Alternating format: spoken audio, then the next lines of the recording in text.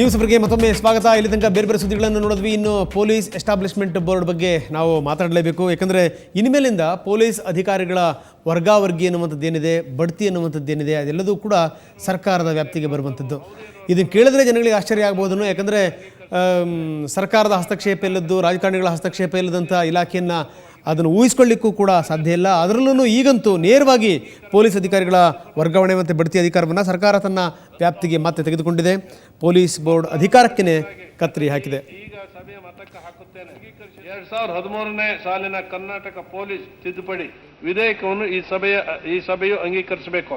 ಪ್ರಸ್ತಾವದ ಪರವಾಗಿರುವವರು ಹೌದು ಎಂದು ಸೂಚಿಸಬೇಕು. ಪ್ರಸ್ತಾವದ ವಿರೋಧವಾಗಿರುವವರು ಇಲ್ಲ ಎಂದು ಸೂಚಿಸಬೇಕು. ಸೊ ಈ ತಿದ್ದುಪಡಿಯನ್ನು ಗೃಹ ಸಚಿವರು ಸಮರ್ಥಿಸಿಕೊಂಡಿದ್ದಾರೆ. ಗೃಹ ಸಚಿವರು ಹೇಳಿದ್ದೇನು ನೋಡಿ. ಸುಮಾರು 2 ತಿಂಗಳಿಂದ PB ಬೋರ್ಡು ಸೇರ್ತಾ ಇಲ್ಲ. ಪದೇ ಪದೇ ಕೋರ್ಟಿಗೆ ಸಮೇತ ಹೋಗ್ತಾ ಇದ್ದಾರೆ. ಸುಮಾರು 10-15 ಜನ ಹಿರಿಯ ನಮ್ಮ DGP, IGP ಪ್ಲಸ್ ADGP ಅವರು ಇದ್ದಾರೆ. ಅದಕ್ಕೋಸ್ಕರವಾಗಿ ನಾವು ಈ ತಿದ್ದುಪಡಿ ಮೂಲಕ ಅದರಲ್ಲಿ ಹಿರಿಯ 4 ಜನರನ್ನ ನಾಮನಿರ್ದೇಶನ ಮಾಡಲಿಕ್ಕೆ ಸರ್ಕಾರಕ್ಕೆ ಅಧಿಕಾರವನ್ನು ಕೊಡುವಂತ ತಿದ್ದುಪಡಿಯನ್ನು ಇದು ಮೂಲ ತಂದಿದೆ.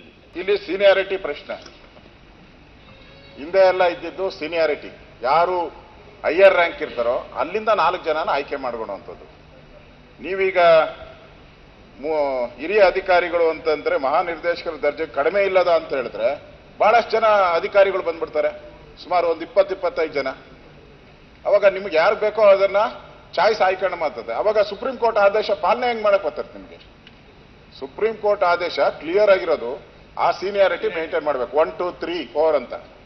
ಅದು ನಿಮ್ಮ ಬನ್ನಿ ಇದ್ರ ಬಗ್ಗೆ ಮಾತಾಡೋಣ. ಶಂಕರ್ ಬಿದ್ರಿ ಅವರು ನಮ್ಮ ಜೊತೆಗಿದ್ದಾರೆ. ವಿರೋಧ ಕಾರ್ಯಕ್ರಮಕ್ಕೆ ತಮಗೆ ಸ್ವಾಗತ.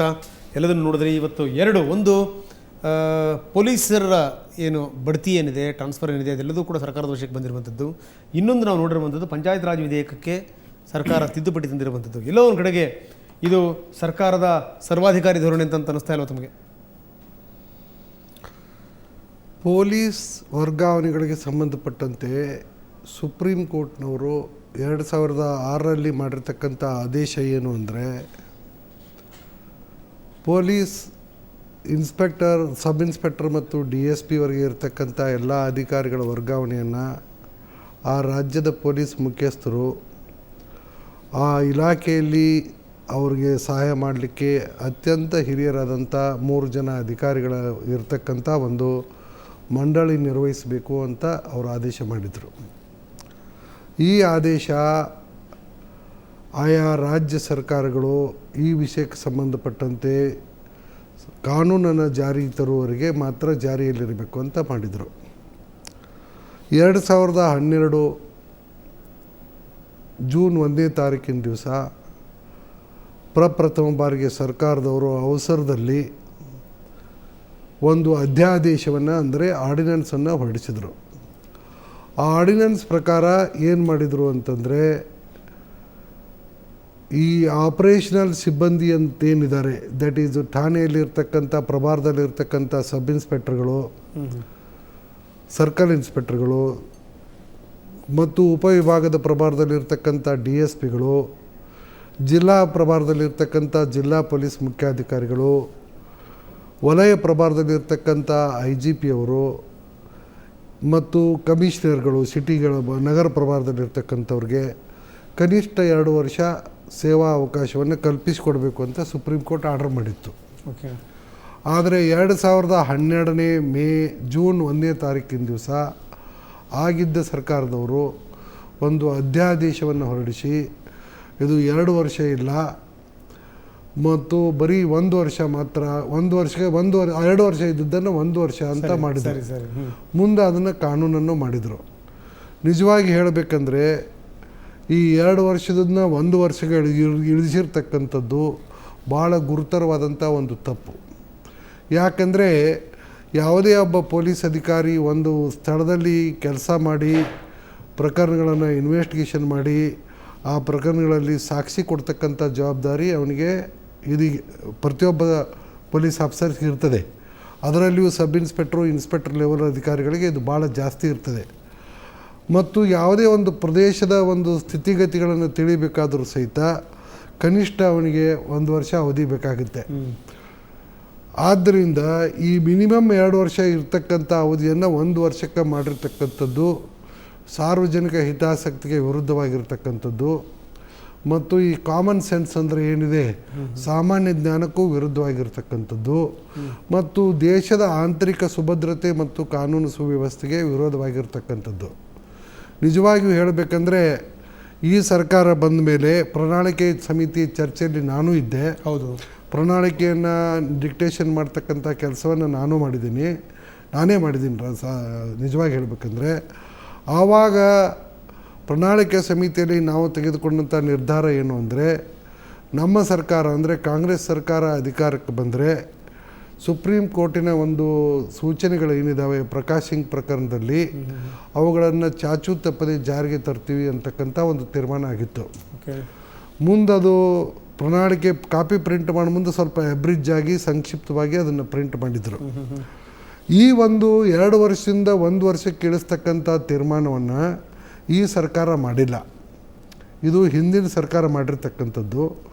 ನನಗೆ ಒಂದು ವಿಶ್ವಾಸ ಇದೆ, ಈ ಒಂದು 2 ವರ್ಷದಿಂದ 1 ವರ್ಷ ಏನಾಗಿದೆ ಇದು ಸುಪ್ರೀಂ ಕೋರ್ಟಿನ ಒಂದು ಸೂಚನೆಗೆ ವಿರುದ್ಧವಾಗಿ ಆಗಿದೆ. ಅದರ ಬಗ್ಗೆ ಈ ಸರ್ಕಾರ ಈ ಮುಖ್ಯಮಂತ್ರಿಗಳು ಪರಾಮರ್ಶೆ ಮಾಡಿ ಸಾಧ್ಯವಾದಷ್ಟು ಬೇಗನೆ ಅದನ್ನು 2 ವರ್ಷಕ್ಕೆ ತರ್ತಾರೆ ಅಂತಕ್ಕಂಥ ಒಂದು ವಿಶ್ವಾಸ ನನಗಿದೆ. ಈಗ ಅವರು ಮಾಡಿರ್ತಕ್ಕಂಥ ಸರ್ಕಾರ ಮಾಡಿರ್ತಕ್ಕಂಥ ಮುಖ್ಯವಾದ ತಿದ್ದುಪಡಿ ಏನಂದರೆ, ಸೀನಿಯರ್ ಮೋಸ್ಟ್ 2-3 ಅಧಿಕಾರಿಗಳ ಬದಲಾಗಿ ಸರ್ಕಾರದಿಂದ ನೇಮಕಾತಿ ಹೊಂದಿರತಕ್ಕ ನಾಮನಿರ್ದೇಶನ ಹೊಂದಿರತಕ್ಕಂಥ additional director general of police ಅವರಿಗಿಂತ ಕಡಿಮೆ ಅಲ್ಲದ ದರ್ಜೆ ಅಧಿಕಾರಿಗಳನ್ನು ಪೊಲೀಸ್ ಎಸ್ಟಾಬ್ಲಿಷ್ಮೆಂಟ್ ಬೋರ್ಡ್ಗೆ ಮೆಂಬರ್ ಆಗಿ ನಾಮಿನೇಟ್ ಮಾಡಲಿಕ್ಕೆ ಸರ್ಕಾರದವರು ಅಧಿಕಾರ ಪಡ್ಕೊಂಡಿದ್ದಾರೆ ಇವತ್ತಿನ ತಿದ್ದುಪಡಿಯಿಂದ. ಏನಾಗೋದು ಇದರ ಅನಾಹುತ ಏನು ಅಂತ? ಇದಕ್ಕೆ ಕಾರಣಗಳು ಏನಿದಾವಂದ್ರೆ ತಾತ್ವಿಕವಾದಂಥ ಒಂದು ವ್ಯಾವಹಾರಿಕ ಕಾರಣಗಳಿದ್ದಾವೆ. ಕಳೆದ 1 ವರ್ಷದ ಅವಧಿಯಲ್ಲಿ ಈ ಒಂದು ಹಿಂದಿನ ಸರ್ಕಾರದವರು ತಂದಂಥ ಒಂದು ಕಾನೂನನ್ನು ಮುಂದಿಟ್ಟುಕೊಂಡು ಭಾಳಷ್ಟು ಜನ ಪೊಲೀಸ್ ಅಧಿಕಾರಿಗಳು ಸೆಂಟ್ರಲ್ ಅಡ್ಮಿನಿಸ್ಟ್ರೇಟಿವ್ ಟ್ರಿಬ್ಯುನಲ್ಲು ಹೈಕೋರ್ಟ್ಗಳಿಗೆ ಹೋಗಿ ಇಲಾಖೆಯ ಒಂದು ನೇತೃತ್ವ ಇಲಾಖೆಯ ಒಂದು ಮಾರ್ಗದರ್ಶನದಲ್ಲಿ ಭಾಳಷ್ಟು ಗೊಂದಲಗಳು ಉಂಟಾಗಿ ಇಲಾಖೆಯನ್ನು ಸರಿಯಾದ ರೀತಿಯಲ್ಲಿ ನಡೆಸಲಿಕ್ಕೆ ಅವಕಾಶ ಆಗಿಲ್ಲ. ಮತ್ತು ಇನ್ನೂ ಒಂದು ತಾಂತ್ರಿಕ ಕಾರಣ ವೈಯಕ್ತಿಕವಾಗಿ ನಾನು ಹೇಳಲಿಕ್ಕೆ ಇಷ್ಟಪಡಲ್ಲ. ಸೀನಿಯಾರಿಟಿ ಪ್ರಕಾರ ಯಾರ್ಯಾರು ಸದಸ್ಯರಾಗಬೇಕೋ ಅವ್ರ ಮೇಲೆ ಕ್ರಮ ಕೈಗೊಳ್ಳಲಿಕ್ಕೆ, ಒಬ್ಬರ ಮೇಲೆ ಲೋಕಾಯುಕ್ತದ ಮೇಲೆ ಕ್ರಮ ಕೈಗೊಳ್ಳಲಿಕ್ಕೆ ವರದಿ ಕೊಟ್ಟಿದ್ದಾರೆ ಅಂತ ಒಂದು ಅದು ಈಗಾಗಲೇ ಪತ್ರಿಕೆಯಲ್ಲಿ ಬಂದಿದೆ. ಇನ್ನೊಬ್ಬರ ಮೇಲೆ ಇಲಾಖಾ ವಿಚಾರಣೆ ಬಂದಿದೆ ಅಂತ ಬಂದಿದೆ. ಬಹುಶಃ ಈ ಒಂದು ವ್ಯಾವಹಾರಿಕ ತೊಂದರೆಗಳನ್ನು ದೂರ ಮಾಡಲಿಕ್ಕೆ ಅವರು ಅಡಿಷನಲ್ DG ಮತ್ತು ಮೇಲ್ದರ್ಜೆ ಯಾವುದೇ 3 ಅಧಿಕಾರಿಗಳನ್ನು ನಾಮಿನೇಟ್ ಮಾಡ್ತಕ್ಕಂಥ ಅಂದರೆ ನಾಮನಿರ್ದೇಶನ ಮಾಡ್ತಕ್ಕಂಥ ಅಧಿಕಾರವನ್ನು ಈ ತಿದ್ದುಪಡಿಯಿಂದ ಪಡೆದುಕೊಂಡಿದ್ದಾರೆ ಅಂತ ನನಗನ್ಸುತ್ತೆ. ಆದರೆ ಇದು ತಾತ್ಪೂರ್ತಿಕವಾದಂಥ ಒಂದು ಪರಿಹಾರ. ಇದನ್ನೂ ಸಹಿತ ಸುಪ್ರೀಂ ಕೋರ್ಟಿನ ಆದೇಶಕ್ಕೆ ಅನುಗುಣವಾಗಿ ಭಾಳ ಬೇಗನೆ ಸರಿ ಮಾಡ್ತಾರೆ ಅಂತಕ್ಕಂಥ ಒಂದು ವಿಶ್ವಾಸ ನನಗಿದೆ. ಆದರೆ ಇವೆಲ್ಲಕ್ಕಿಂತ ಮುಂಚೆ ನಾನೊಂದು ಭಾಳ ಮಹತ್ವದ ಟೈಮ್ ಇದೆ ಇಲ್ವಾ ಈಗ? ಅಲ್ಲ, ಒಂದು ಸಣ್ಣ ವಿರಾಮದ ಸಮಯ. ಈಗ ನಿಮ್ಮ ಹತ್ರ ಇನ್ನಷ್ಟು ಮಾತಾಡ್ತೀನಿ. ನಾನು ಅಶೋಕ್ ಕುಮಾರ್ ಅವ್ರಿಗೊಂದು ಪ್ರಶ್ನೆ ಕೇಳ್ತೀನಿ. ನಾನು ಇದರಿಂದ ಯಾರಿಗೂ ಉಪಯೋಗ ಆಗುತ್ತೆ ಅಂತ ನನ್ನ ಪ್ರಶ್ನೆ. ಯಾವುದೋ ಈ ತಿದ್ದುಪಡಿ ವಿಧೇಯಕದಿಂದ ತಿದ್ದುಪಡಿಯಿಂದ ಇಲಾಖೆ ಸಿಸ್ಟಮ್ ಭಾಳ ಕೆಟ್ಟೋಗುತ್ತೆ. ನನ್ನ ಪ್ರಕಾರ ಪೊಲೀಸ್ ಸಿಸ್ಟಮ್ ಕೆಲಸ ಮಾಡೋ ಒಂದು ಸಿಸ್ಟಮ್ ಕೆಟ್ಟೋಗ್ಬಿಡುತ್ತೆ. ಯಾಕೆಂದರೆ ಈಗ ನಾವು ಸೇರಿದ್ದು 1977ನೇ ಇಸ್ವಿ. 84ನೇ ಇಸ್ವಿಯವರೆಗೆ ರಾಜಕೀಯ ನಮ್ಮ ಇದಕ್ಕೆ ಎಂಟ್ರಾಗಲೇ ಇಲ್ಲ. ನಾನು ಸಬ್ ಇನ್ಸ್ಪೆಕ್ಟರ್ ಆಗಿ ಸೇರಿದಾಗ ನಮ್ಮ DCP ಸೆಲೆಕ್ಷನ್ ಮಾಡ್ತಾಯಿದ್ರು ಸಬ್ ಇನ್ಸ್ಪೆಕ್ಟರ್ಸ್ಗಳನ್ನು. ಆಫೀಸರ್ಸ್ಗಳು ಫೈಟ್ ಮಾಡ್ತಿದ್ರು, ಕ್ವಾಲಿಟಿ ಆಫೀಸರ್ಸ್ಗಳಿಗೆ there would have been a fight. ಆಗ ಈಸ್ಟ್ ಡಿವಿಷನು ಮತ್ತು ವೆಸ್ಟ್ ಡಿವಿಷನ್, ಬೆಂಗಳೂರು ನಗರದ ಹೇಳೋದು, ಈಸ್ಟ್ ಡಿವಿಷನು ವೆಸ್ಟ್ ಡಿವಿಷನ್ DCPಗಳು ಜಗಳ ಮಾಡೋರು, ನಮ್ಗೆ ಅವರೇ ಬೇಕು ಇವರೇ ಬೇಕು ಆಫೀಸರ್ಸ್ ಬೇಕು ಅಂತ. ಯಾಕೆಂದರೆ ನೀವು ಯಾವುದೇ ಒಂದು ಕರ್ತವ್ಯ ಮಾಡಬೇಕಾದ್ರೆ ಒಬ್ಬ ಲೀಡರ್ಗೆ ಒಳ್ಳೆ ಹ್ಯಾಂಡ್ಸ್ ಇದ್ದರೆ ಮಾತ್ರ ಲೀಡ್ರು ಸಕ್ಸಸ್ ಆಗೋಕ್ಕಾಗುತ್ತೆ. It's not one man story, ಇದು ಗ್ರೂಪ್ ಟೀಮ್ ವರ್ಕ್ ಪೊಲೀಸ್ ಅಂದರೆ. ಈಗ ಕಮಿಷನರೇಟಿಗೆ ಒಳ್ಳೆ ಆಫೀಸರ್ಸ್ ಬೇಕು. ಈಗ ಕಮಿಷನರಿಗೆ ಗೊತ್ತಿದೆ ಅವ್ರ ಸರ್ವಿಸ್ನಲ್ಲಿರುವಾಗ ಅವ್ರಿಗೆ ಯಾರ್ಯಾರು ಆಫೀಸರ್ಸ್ ಒಳ್ಳೆಯವರಿದ್ದಾರೆ ಅಂತ ಗೊತ್ತಿದೆ. ಇದು ನೀವು ರಾಜಕೀಯ ಕೈ ಕೊಟ್ಬಿಟ್ರೆ ನನ್ನ ಪ್ರಕಾರ ಭಾಳ ಕಷ್ಟ ಆಗಿಬಿಡುತ್ತೆ. ಒಳ್ಳೆ ಆಫೀಸರ್ಸ್ ಎಲ್ಲ ಒಂದು ಕಡೆ ಹೋಗ್ಬಿಡ್ತಾರೆ ನಾನ್ ಎಕ್ಸಿಕ್ಯೂಟಿವ್ಗೆ, ಇವರೆಲ್ಲ ಇಲ್ಲಿರ್ತಾರೆ, ಸಿಸ್ಟಮ್ ಹಾಳಾಗುತ್ತೆ, ಪ್ರಜೆಗಳಿಗೆ ತೊಂದರೆ ಆಗುತ್ತೆ.